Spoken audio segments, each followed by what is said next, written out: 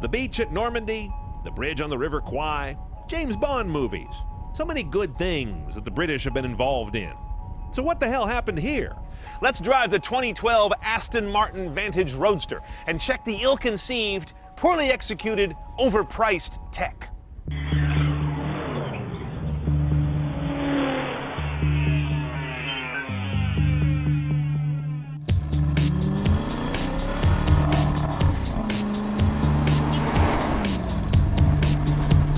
So what is an Aston Martin Vantage? It's the smallest Aston Martin. It's a handmade car, and this one's a Roadster. We've got a cloth power top, nothing too tricky, not a metal retractable, but it works well, gets out of the way, and leaves you with a small but usable trunk.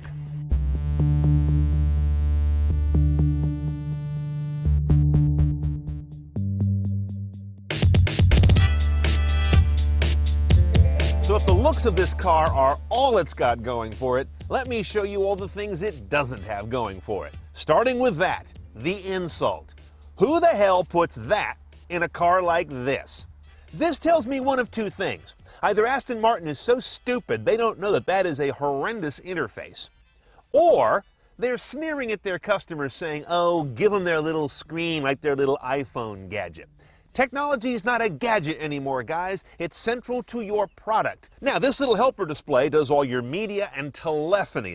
It's glare-filled, very small, and rams an awful lot into a small place. My climate control status, outdoor temperature, phone status, where are the winds blowing, do I have Dolby PL2 on, and my source and content readout.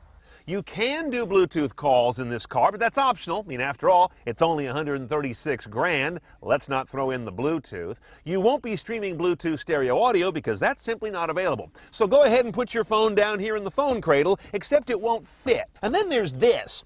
What is this? I have no idea. I scoured the manual. I tried fitting it everywhere. It doesn't really fit anywhere. It might just be a sex toy the last reviewer left here. This is called the trinket holder. In other words, this is where you put your wedding ring when you're out at the bar cruising for cougars. Behind here are some strange little binnacles. There's one behind me here that has the world's crappiest toolkit, and then there's one over here that goes to nothing. Oh, check this out. Very nice, fancy cigarette lighter holder, except it's not. It's the wrong diameter. Apparently, that's a special custom holder for a Lamy brand pen, which the last reviewer apparently stole. Now, Aston does this bizarro thing with transmission and key. They make this obsessively fancy crystal key. They also have something called the emotion controller. It's right here in the manual.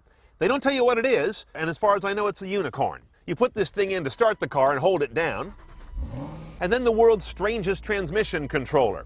Reverse, start, neutral, drive, in this weird sort of layout with the key in the middle. Once you get the car up and running, you look over to your instrument panel, you look at your gauges, and you get mad. Look at the fuel gauge or the temperature gauge. They use white markings on a bright aluminum bezel. You can't read the markings in any conditions. So all I can tell is that I'm somewhere between full and empty. The speedometer goes to 220. The car goes to 180. You'll be going to maybe 100. So why waste all that space on the gauge, making it impossible to tell if I'm going 55? The best I can tell is I'm in between 40 and 60. The tachometer goes counterclockwise. Does anything else in the Western world increase going counterclockwise? The final insult in this vehicle as you prepare to pull away is that you really don't fit. We have the top down for shooting the video, but I'd still have the top down, even in the rain, because that's the only way I fit in this car. This car is for little men. Before we hit the road, let's check out the engine bay where the story does brighten considerably. This is one beautiful motor. It's a real engine. It's made of real engine parts. I'm not seeing tons of plastic shrouds everywhere. 4.7-liter V8, as you can see. 420 horsepower, about 346 foot-pounds of torque. Gets this 3,700-pound car to 60 in about 4.7 seconds while delivering 1421 mpg. Bad enough to earn you a $1,300 gas guzzler tax. However, the weight of this car is actually pretty svelte, given what it is. Part of that's from what you see in here. In the engine bay, you can pick up on the aluminum, magnesium, the bonded construction, some steel panels, all kinds of different construction technologies put this car together. And it's really quite impressive from that aspect.